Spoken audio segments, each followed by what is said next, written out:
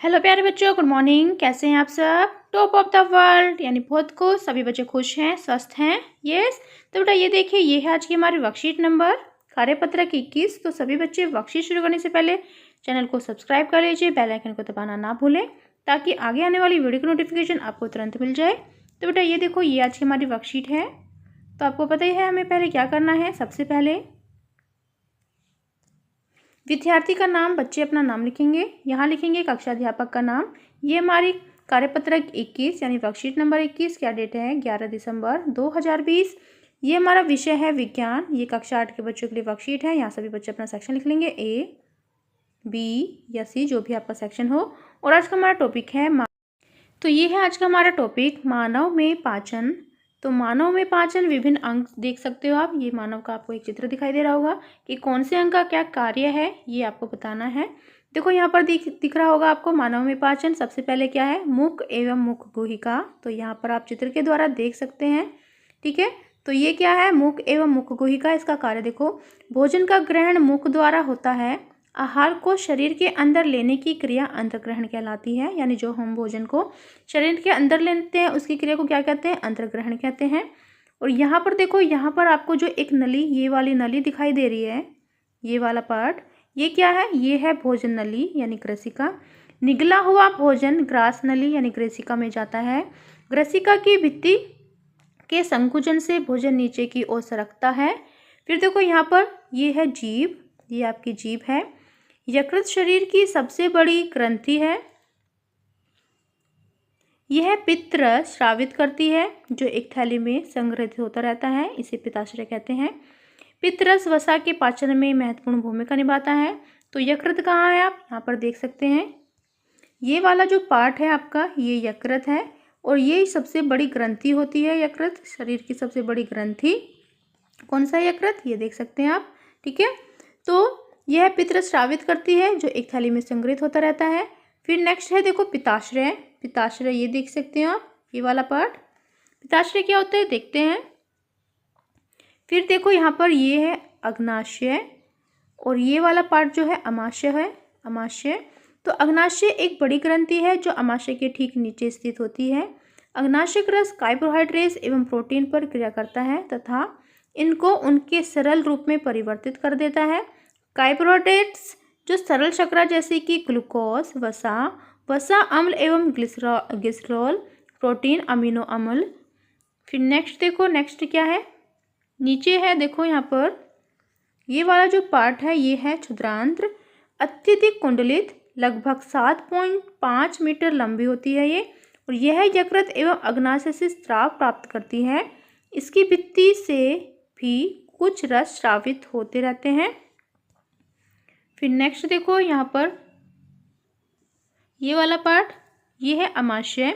अमाशय मोटी भित्ति वाली एक थैलीनुमा संरचना है। यह एक और ग्रसिका, ग्रास नली से खाद्य प्राप्त करते हैं तथा दूसरे क्षुद्रांत्र में खुलता है। अमाशय का आंतरिक स्तर सतह स्रावित करता है। और इसके 3 पार्ट है देखो, श्लेष्मक, पाचक रस और हाइड्रोक्लोरिक अम्ल।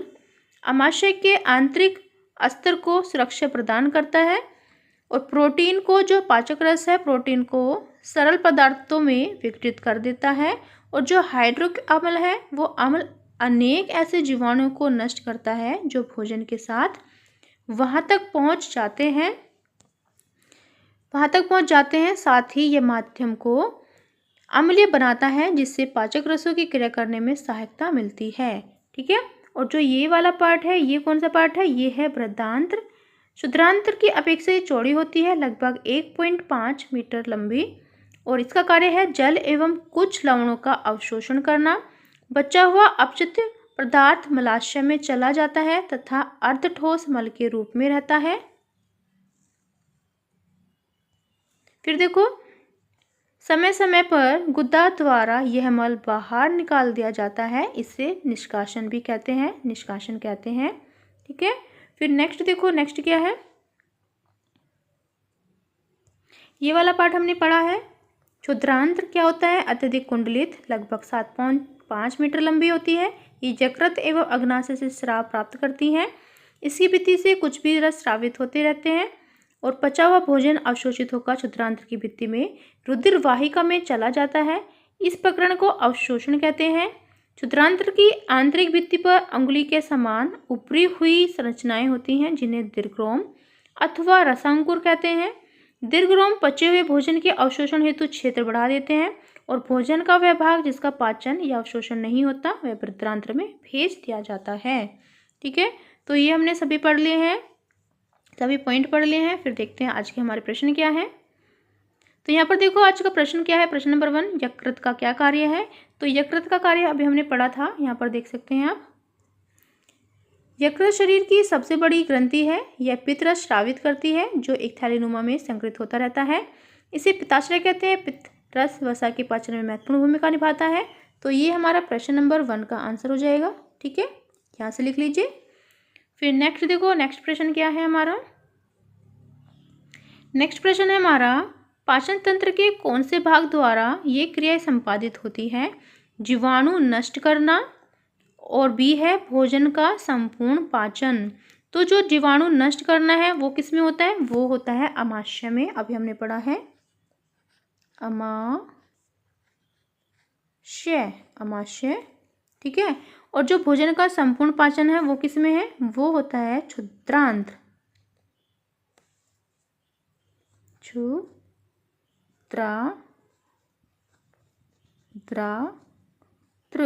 क्षुद्रांत्र। ठीक है, ये हमारे क्वेश्चन 2 का आंसर है। फिर नेक्स्ट देखो, नेक्स्ट प्रश्न क्या है। प्रश्न नंबर 3, दीर्घरोम अथवा रसांकुर किन्हें कहते हैं। तो यहाँ से देखो, क्षुद्रांत्र की जो आंतरिक भित्ति पर उंगली के समान ऊपरी हुई संरचनाएं होती हैं उन्हें दीर्घरोम अथवा रसांकुर कहते हैं। ठीक है, ये हमारे प्रश्न नंबर 3 का आंसर, यहाँ से लिख लीजिए।